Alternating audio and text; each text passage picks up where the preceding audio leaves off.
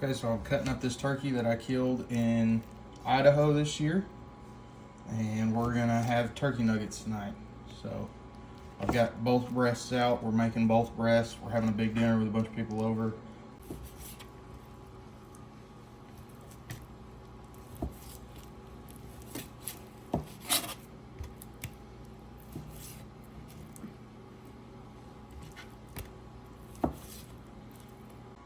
All right, so here's the deal. I gotta leave for work in like 10 minutes, but I've got all my turkey nuggets cut up, okay? How we're gonna do this, we're gonna let this sit in the fridge till dinner time, so like 8 hours, 9 hours, something like that, in buttermilk and pickle juice. And I'll show y'all about how much I like. Okay, y'all have to excuse me, my wife just left for work. I'm trying to film and do this. So we're gonna get the buttermilk going in. You wanna make sure they're pretty much all covered. That's plenty right there.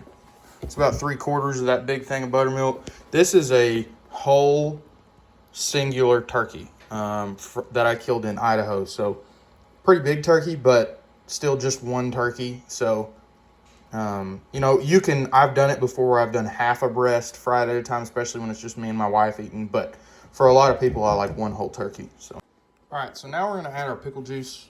So I've just got a jar of pickles here, not even an empty jar. And I'm gonna add, I don't know, about that much, which is quite a bit. And you might think, wow, that's a lot of pickle juice. But, you know, there's a lot of nuggets here. And, you know, you can't really go wrong. So it's not like if these were gonna brine for, like if I was doing this overnight, probably would have used a little less pickle juice. But I'm not. This is, you know, 8, 9 hours worth of a brine. So they're going to be good regardless. Even if you can do this without pickle juice. I will say that. You can. But I'm telling you, the pickle juice just makes it so much better. So, anyways. So I'm going to stir this up, get this all incorporated. And maybe used a little too much buttermilk there. That I might have to reach down in there and get all these nuggets. That's okay. It'd be fine. At least they're all covered. Okay, so now what I'm going to do is get some plastic wrap and cover it and stick it in the fridge. Okay, something I don't show a lot of the time, after you're done, especially with poultry, but with every type of meat, I disinfect the area. So I don't even know if this is gonna make it in the video, but I gotta do it, so I may as well video it, you know what I mean? So we're gonna disinfect the area. We'll do the fridge handle. We'll do pretty much everything that I tried to touch with the nuggets. Ooh, we need to do the trash can too. It just prevents, you know, foodborne illness from getting on anything else. So I'm using Pine Sol. That's what we like to use in my household. You can use bleach. But if you're a new cook and you don't know that, definitely do this. Definitely do this. Or if you're an old cook and you don't do it, I don't care. You got to disinfect.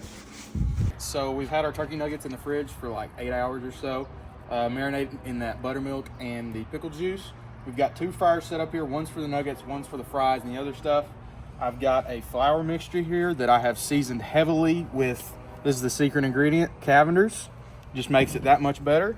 We've got the 2 fryers. We've got some pans to put it in when they're done, and that's it. It's pretty simple, but it's, I think, by far the best way to eat wild turkey. You guys let me know your favorite wild turkey recipe.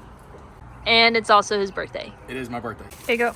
Okay, so we're gonna start getting these things fried up, and I'm gonna show y'all how we do it, okay? So we've got our oil hot. We've dropped some flour in to make sure it's good and hot. All right, so we're gonna take a nugget, okay? Just a little nugget that's been soaking. We're gonna take it, we're gonna drop it in our flour mixture, okay? We're gonna get that nice and coated, just like that. Just like that. Nice and coated. You can do a double if you want. You can take it back in the buttermilk and then re-cover it, but I really don't think it needs it. I think that's good just like that. So we're gonna drop that in our basket. Just like that. And we're gonna do it a few more times before we drop that basket in because we want the nuggets to cook evenly. Okay, let's do it again. You can have, I don't know, 8 or so nuggets, just like that. Okay, so what we're gonna do is we're gonna drop them, give them some shaking around. You want to shake them to make sure they don't stick to the bottom of the basket. Just give them a few shakes. All right, and we'll leave those to fry. How long? There's really not an exact number. I like about 4 minutes or so, give or take a little bit, 3.5 minutes. 4 minutes is a really well done crispy nugget at 375. 3.5 minutes is like pretty perfect. So it just depends on what doneness you like.